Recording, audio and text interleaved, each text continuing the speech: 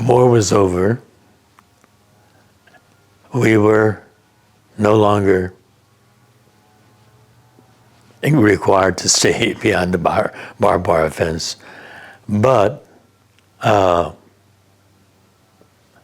because the war was over, it didn't mean that the enmity toward Japanese Americans was over.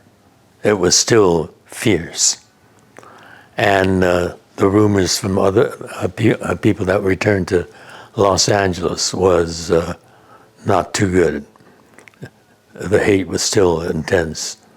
And my father thought he should go and check out how safe Los Angeles would be. And if he finds that it is safe, he'll write back to our mother in Tule Lake and tell her to come on down. He left, and letters came from my father, but it was pretty discouraging. And it was 10 weeks after he left that he wrote to our mother saying, "Come on down with the children." We were probably one of the last few people, my mother and the three of us, to leave Tule Lake. Most of the people had left. I don't remember the camp at all. I have no recollection. I guess I got out of there when I was 2 or something, 1945.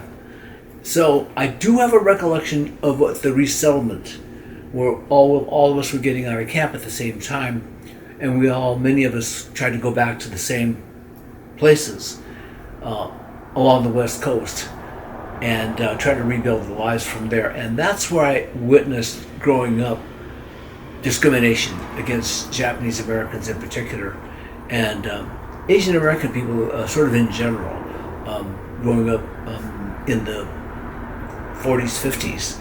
So that has always been a defining feature of growing up Asian American. It was when we came out and we were older and we felt, the prejudice and, people that called us Japs and things like that. That kind of took us aback from being where you were accepted by everybody because you were all the same type of people. So, you came to a cruel world in some ways. And the people in Hawaii really didn't know about the camps.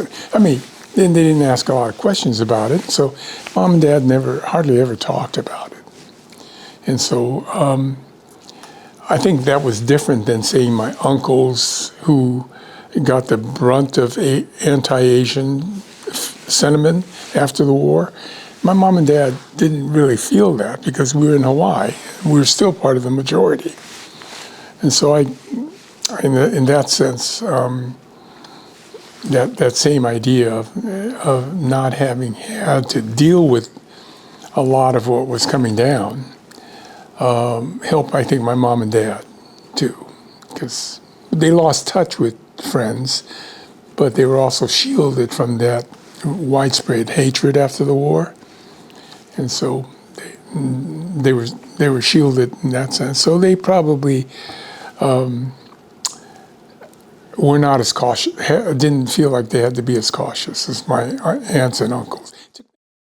Read Longlead's feature, The Age of Incarceration, at ageofincarceration.longlead.com.